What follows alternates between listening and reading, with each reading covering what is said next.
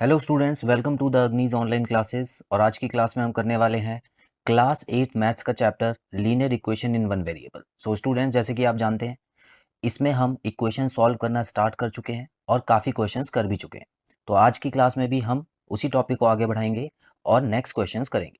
So students, आप देख सकते हैं क्वेश्चन नंबर 4 में आपको दिया हुआ है x/2 plus x/3 minus x/4 is equal to 7। So मैंने आपको पहले की क्लासेस में बताया है कि जब भी x वाली टर्म्स एक तरफ दी हुई हैं स्टूडेंट्स, तो आप इनमें से कोई भी टर्म उस तरफ नहीं भेजेंगे। ठीक है, क्योंकि x है सब में, तो x को साथ में सॉल्व करना है। अगर कोई टर्म विदाउट x होती या विदाउट वेरिएबल होती तो उसको पहले हम वहाँ पे भेजते। सो इसको हम यहीं पे सॉल्व करेंगे स्टूडेंट्स, तो जिसके लिए हमको एलसीएम लेना होगा, क्योंकि यहाँ पे प्लस माइनस है, तो इसको एक ही बार में सॉल्व कर देंगे तीनों को। अच्छा, 2, 3 और 4 का एलसीएम क्या आता है स्टूडेंट्स?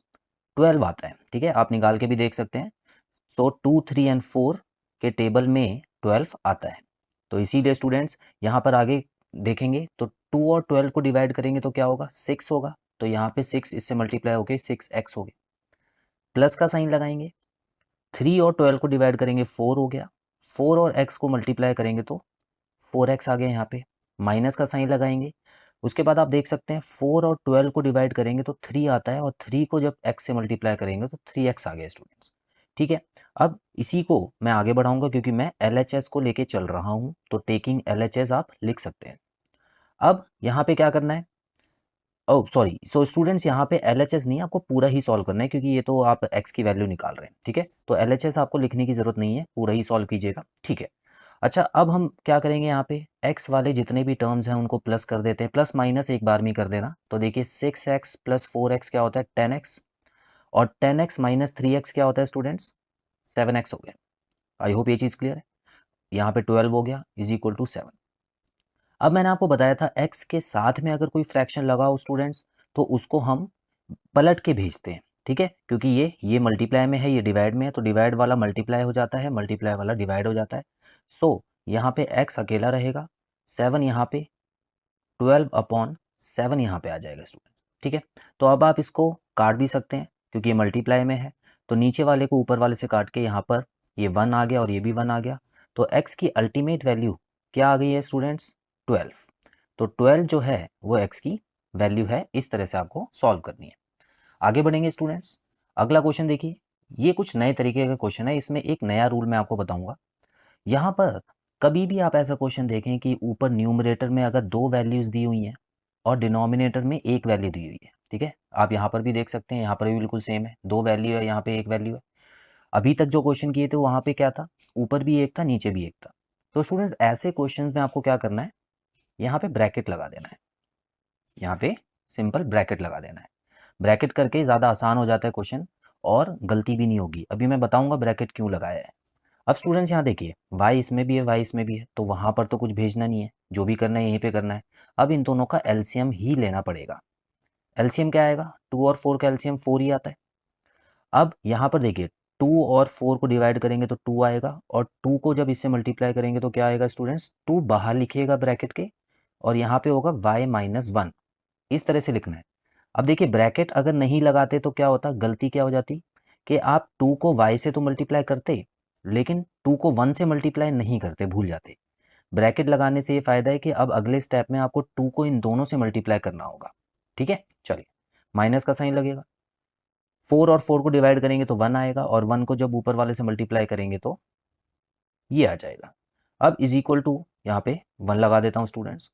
अब इसको सॉल्व करते हैं। देखिए, ये हो गया 2y। अब देखिए, मल्टीप्लाई करने जा रहा हूँ, 2y माइनस 2 इससे भी मल्टीप्लाई होगा तो ये 2 आ गया। अब देखिए यहाँ पे माइनस वाई, वाई तो माइनस में आ जाएगा, लेकिन माइनस और माइनस जब मल्टीप्लाई होगा तो प्लस हो जाएगा स्टूडेंट्स। तो ये ब्रैकेट खुलेगा तो ये +2 हो जाएगा। ठीक है, आप ऐसे भी समझ सकते हैं कि ब्रैकेट के आगे अगर माइनस का साइन कभी लगा होता है तो आपको साइन चेंज कर देना है अंदर का। ठीक है, ये प्लस वाला नंबर माइनस में हो गया, माइनस वाला नंबर प्लस में हो गया।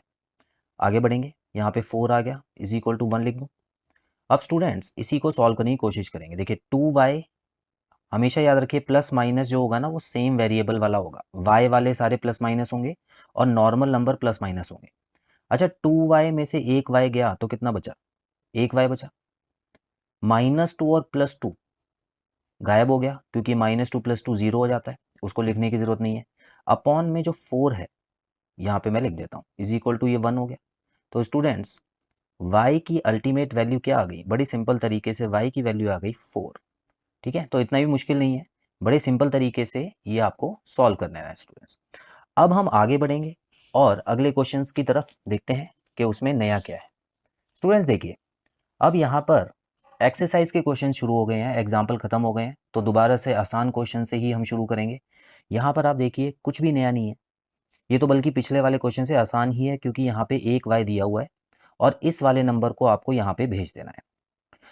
हालांकि यहाँ पे मिक्स्ड फ्रैक्शन आपको दिया हुआ है, तो उसको नॉर्मल फ्रैक्शन में आपको चेंज करना है, तो कैसे करते हैं आपको पता ही है। तो स्टूडेंट्स यहाँ पे देखिए, हम इन दोनों को मल्टीप्लाई करते हैं, 9 4 36 प्लस 1 ऊपर वाला करते हैं, तो 36 हो गया 37/4। इतना क्लियर है आपको, इज इक्वल टू यहाँ पर भी बिल्कुल वही काम करने वाले हैं स्टूडेंट्स, 313 होता है और ये हो गया 4, अपॉन वाला नंबर सेम रहता है, नीचे वाला नंबर सेम रहेगा। अब स्टूडेंट्स आगे बढ़ते हैं। अब यहाँ पर मुझे क्या करना है, y को अकेला करना है, तो सिंपल मैं क्या करूँगा, इस वाले नंबर को उठा के यहाँ भेज दूंगा और ये माइनस में है तो यहाँ पे प्लस में आएगा। आगे आएगा या पीछे आएगा, अब 37/4 क्या बोलेगा, भाई मैं तो पहले आगे था तो मुझे आगे ही रखो, जो भी मेहमान आ रहा है उसको पीछे रखो। ठीक है, सो यहाँ पर जो भी नई चीज़ आएगी उसको पीछे की जगह मिलेगी हमेशा, इज इक्वल टू y हो गया। अब इसको कैसे सॉल्व करेंगे स्टूडेंट्स, देखिए अब इनका एलसीएम क्या आएगा, इसका एलसीएम आएगा 12। ठीक है, क्योंकि एलसीएम ही लेना पड़ेगा। और हाँ, एक और चीज़ आपको दोबारा बता देता हूँ, यहाँ पे देखिए y और इस पूरे नंबर के बीच में माइनस का साइन है, तो जब आप इसको यहाँ पे प्लस में भेजेंगे तो पलटना नहीं है। ठीक है, ऊपर वाला नंबर ऊपर ही रहेगा, नीचे वाला नंबर नीचे ही रहेगा। चलिए आगे बढ़ते हैं। तो यहाँ पे देखिए y को 4 को जब 12 से डिवाइड किया तो 3 आया, 3 को जब इससे मल्टीप्लाई करेगा तो क्या आएगा स्टूडेंट्स, देखिए ये आ जाएगा 3 7 21, 2 3 3 9 और 1 1। ठीक है, 111 यहाँ पे आ जाएगा और ये 4 को जब इससे मल्टीप्लाई करेंगे तो 16 आ जाएगा, is equal to y।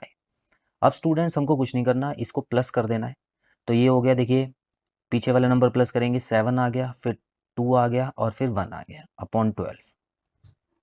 Clear है, यहाँ पे कोई भी माइनस वाइनस का साइन था नहीं, तो हमारे लिए क्वेश्चन आसान हो गया। अब एक बार चेक कर लेना है क्या ये ऊपर और नीचे वाला नंबर कट रहा है किसी नंबर से, तो देख लेते हैं स्टूडेंट्स। देखिए 3 से नहीं कट रहा है ऊपर वाला, ठीक है, 127 आ रहा है और नीचे 12 आ रहा है, 4 और 5 से भी नहीं कट रहा है। तो स्टूडेंट्स यहाँ पर मैं कहूँगा कि यही हमारा आंसर होगा, क्योंकि ये आगे सॉल्व नहीं हो सकता। चलिए जल्दी से आगे बढ़ते हैं, एक और क्वेश्चन करेंगे स्टूडेंट्स, बिल्कुल सिंपल सा क्वेश्चन है। यहाँ पर देखिए नई चीज़ क्या है, नया कुछ नहीं है, यहाँ पर प्लस का साइन लगा के यहाँ पे फ्रैक्शन दिया हुआ है, तो इसको हम यहाँ पे माइनस में भेजेंगे, तो लिख लेते हैं इज इक्वल टू 1, और जो नया फ्रैक्शन जाएगा वो हमेशा पीछे लिखिएगा स्टूडेंट्स, जैसे कि मैंने आपको बताया है। अब इसको सॉल्व कर लेते हैं पहले, 5x/3 यहाँ पे है, इसका एलसीएम लेंगे, एलसीएम 5 आ गया, डिवाइड कीजिए, देखिए 5 आएगा और 5 इससे मल्टीप्लाई होगा तो 5 आ जाएगा, माइनस इन दोनों को डिवाइड करेंगे 1 आएगा, 1 को इससे मल्टीप्लाई करेंगे तो 2 आ गया। अब पहले उसी तरफ को हम पूरा सॉल्व कर लेते हैं, फिर ही हम आगे बढ़ेंगे। ये हो गया 3/5। आई होप इतना क्लियर है। अब क्या करना है स्टूडेंट्स, अब मुझे 5/3 जो कि इसके साथ मल्टीप्लाई में है, मुझे वहाँ पे भेजना है, और मल्टीप्लाई वाला नंबर कैसे जाता है, वहाँ पे जाएगा पलट के। ठीक है, तो यहाँ पर आपको लिखना है x is equal to 3/5 multiply by, again ऊपर 3 और नीचे 5 आ गया, देखिए पलट गया ये। अच्छा अब क्या होगा, क्या कुछ कट रहा है इसमें से, नहीं कुछ नहीं कट रहा, क्योंकि ऊपर जो नंबर दिए गए हैं उनको नीचे वाले से काटना होता है, और जो कि अलग अलग टेबल में आते हैं। तो यहाँ मैं सिंपली क्या करूँगा, 3 3 9 अपॉन 5 5 से 25 कर दूंगा, तो x की वैल्यू 9/25 आ गई। आई होप स्टूडेंट्स बहुत आसानी से कर पा रहे हैं आप क्वेश्चंस इनको। ठीक है, अब क्वेश्चन नंबर 8 देखिए, ये जाना पहचाना क्वेश्चन है, हमने आज की क्लास इसी ऐसे ही क्वेश्चन से शुरू की थी, तो ये मैं आपको होमवर्क देना चाहता हूँ, तो इसको आप होमवर्क में कीजिएगा स्टूडेंट्स, और जब अगली क्लास में मैं ये पहले क्वेश्चन कराऊंगा तो अपना होमवर्क का आंसर चेक कीजिएगा। सो आई होप स्टूडेंट्स सभी क्वेश्चंस आपको क्लियर हैं आज की क्लास के। बहुत जल्द मिलते हैं अपनी अगली क्लास में, बाय बाय।